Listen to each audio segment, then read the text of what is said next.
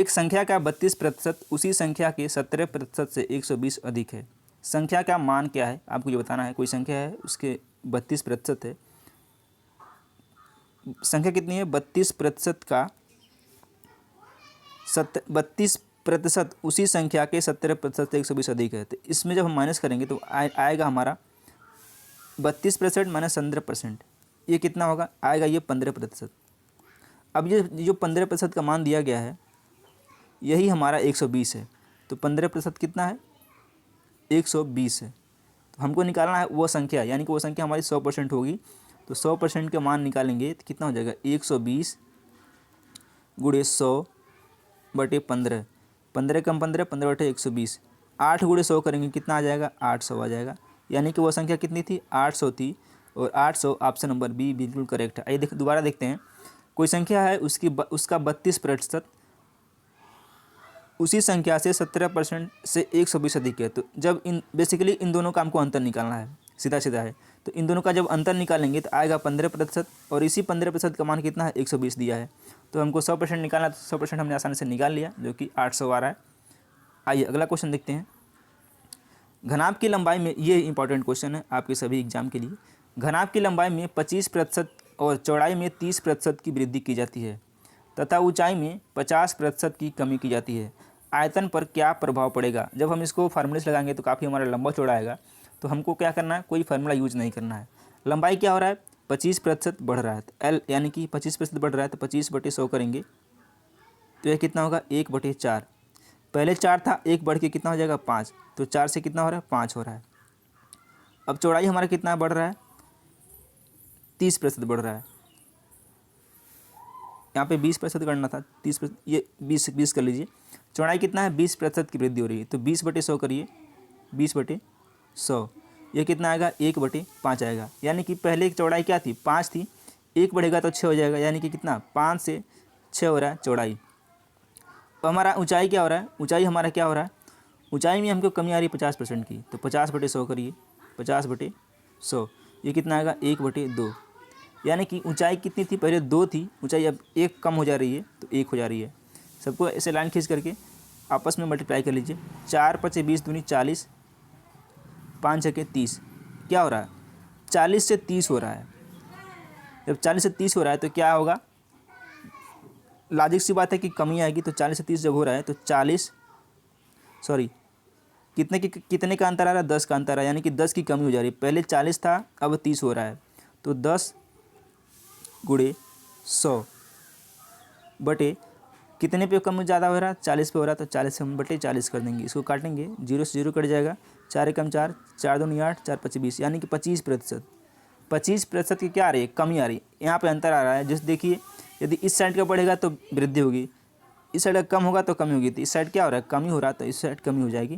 तो 25% की क्या होगी कमी होगी, यानी कि 25% घटेगा। ऑप्शन नंबर बी सही है।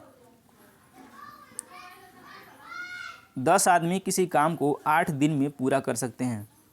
4 दिन बाद 2 श्रमिक काम छोड़ देते हैं, उसके बाद काम को पूरा करने में कितने दिन और लगेंगे। इसको M1 D1 पे लगा सकते हैं। 10 आदमी क्या कर रहे हैं कितने दिन में कर रहे हैं 8 दिन में कर रहे हैं, ठीक है। उसके बाद 4 दिन बाद काम छूट जा रहा है, 4 दिन बाद 2 श्रमिक काम छोड़ देते हैं, ठीक है। तो 4 दिन कमी हो जा रही है, तो यहाँ लिखेंगे 4 बराबर D2 करिए, यानी कि D2 हमको निकालना है कितने दिन में वो काम होगा D। इसको काटे 4 से कम 4, 4 दूनी 8, 2 कम 2, 2×5 = 10, यानी कि कितना होगा D बराबर 5 दिन। दोबारा देखिए 10 आदमी किसी काम को 8 दिन में पूरा करते हैं, ठीक है। 4 दिन बाद 2 श्रमिक काम छोड़ देते हैं, 4 दिन बाद क्या हो रहा है 2 श्रमिक काम छोड़ देते हैं, ठीक है। इस तरफ है M1 और ये D1, फिर ये M2 फिर D2, ठीक है। याद रखना है M1 D1 M2 D2, ठीक है। 10 आदमी किसी काम को 8 दिन में करते हैं, और फिर क्या हो रहा है 4 दिन बाद, यहाँ हमने D1 लिखा, 4 दिन बाद 2 श्रमिक काम छोड़ देते हैं, तो उसे काम को पूरा करने में कितने दिन लगेंगे। तो 10 × 4 बराबर 8 × D, यानी कि D बराबर कितना है 5 दिन। ऑप्शन नंबर सी करेक्ट है। 2 भाइयों की आयु का अंतर 8 है और अनुपात 3:2 है, उनकी आयु का योग ज्ञात करना है। कुछ नहीं करना आपको, 3:2 दिया है, ये उनका आयु है, और इसका अंतर कितना है, इसका अंतर आ रहा है 1, और 1 का मान तो 8 दिया है, अंतर दिया है 8, तो 1 का मान 8 आ गया। अब इन दोनों को जोड़िए, कितना आ रहा है, 5 आ रहा है। हमको 5 की वैल्यू निकालनी है, यानी कि दोनों भाइयों की आयु का योग निकालना है। तो 5 का मान कितना हो जाएगा, 5 चौटे 40, 8 गुणे 5/1 कितना आ गया, 40 वर्ष। यानी कि उन दोनों भाइयों के आयु का जो योग होगा 40 वर्ष होगा। ऑप्शन नंबर बी करेक्ट है। दोबारा देखिए, दो भाई हैं, मान लीजिए एक ए है और एक बी है। इन दोनों को जो आयु का अनुपात है 3:2 है, और इनके आयु का जो अंतर है वो 8 वर्ष दिया गया है। तो 3 और 2 का अंतर कितना आ रहा है, 1 आ रहा है, 1 का मान 8 दिया है, और इन दोनों को जोड़ेंगे तो आएगा 5, और 5 का मान निकालना है, 5 का मान कितना हो जाएगा, 40 हो जाएगा। यानी कि उन दोनों को जो एज है उसका जो योग है वो 40 वर्ष होगा। ऑप्शन नंबर बी बिल्कुल करेक्ट है।